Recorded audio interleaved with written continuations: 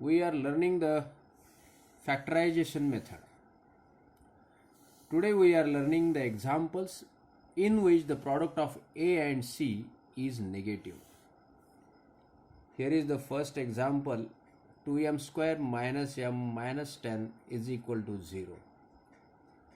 The product of A and C, that means 2 and minus 10, the product is minus 20. Now we factorize minus 20 in this way. By addition of the pair of factors, we get the coefficient of the middle term. The coefficient of the middle term is here 1. Now we have to find out the factors of minus 20. And the factors are minus 5 and plus 4. And by addition of these two, we get the coefficient minus 1. Now these two are the factors. 2m square minus 5m plus 4m minus 10 is equal to 0. Now take common from the first two and last two. From first two terms, we get m as the common. Remaining uncommon things write down in the bracket. In between last two terms, both are multiple of 2. That's why I have taken the 2 as the common, and uncommon things I have written in the bracket. 2m minus 5 is equal to 0.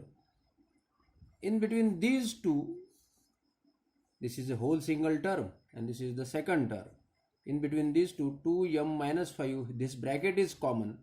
That's why I have taken the common 2m minus 5, and in another bracket write down m plus 2 is equal to 0.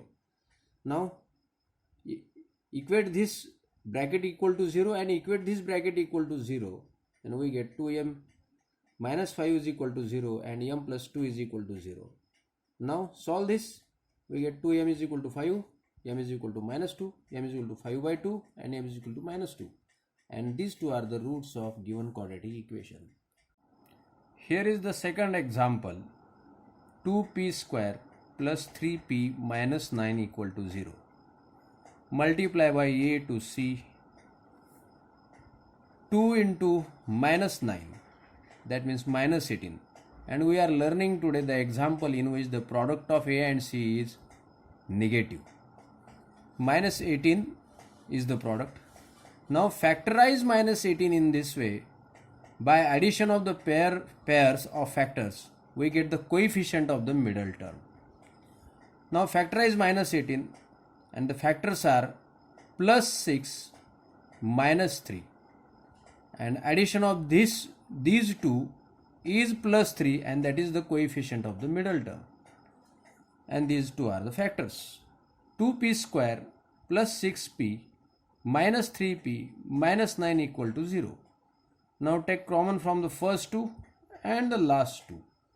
2p as the common. Uncommon things write down in the bracket. Minus as the common, 3 as the common, and uncommon things I have written in the bracket. When we take minus sign as the common, the sign of this changes to positive.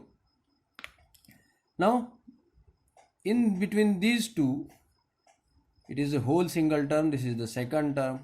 P plus 3 bracket is common. That's why take p plus 3 as common. Write down these two uncommon things in the second bracket, and that is equal to 0.